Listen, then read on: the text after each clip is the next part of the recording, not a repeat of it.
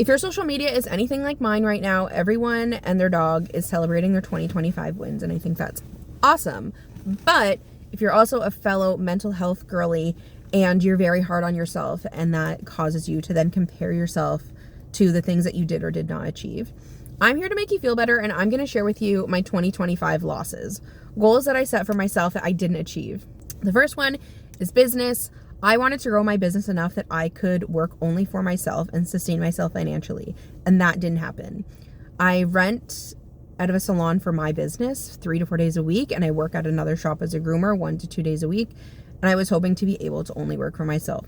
That didn't happen, but looking back, my business did grow a lot. I learned a lot. I gained a ton of new clients. I'm no business expert, so like I don't know all the reasons that goal didn't come together for me, but I believe that if I continue to put in the work and work hard, eventually I'm going to get there. Number 2 was I really wanted to finish my master grooming certification through CPPS. It was about halfway through the year when I realized that was not going to be a priority for me anymore.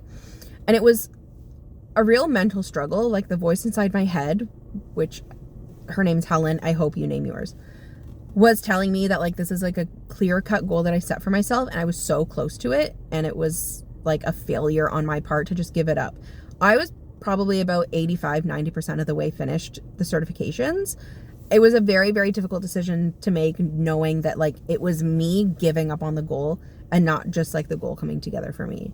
But I still have that progress. If I choose to go back to it one day, absolutely can, but it's just not in the card to me right now, and that's fine. The third one is competition based. I really wanted to advance up to intermediate division and get out of novice.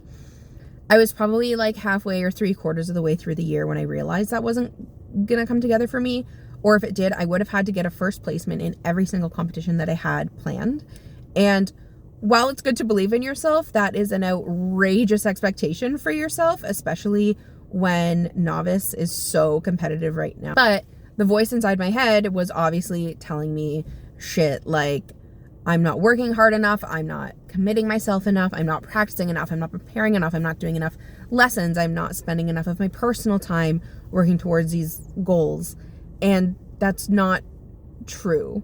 There was a point where I was thinking about just not going to the rest of the competitions I had set to do for the rest of the year, because, you know, if I wasn't going to win, it's a lot of money, it's a lot of travel, it's a big commitment, it's a lot of work, and if I wasn't going to advance up a division, what was the point?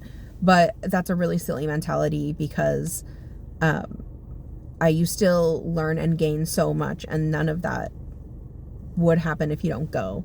You know, I can't get a critique and learn and advance if I don't go. So I learned a lot, and I had a lot of really successful wins by the end of the year that I wouldn't have had if I didn't go. There's always next year and the next year and the next year. Like, dog grooming competitions aren't going anywhere. Just because you set a goal doesn't mean you need to achieve it fast.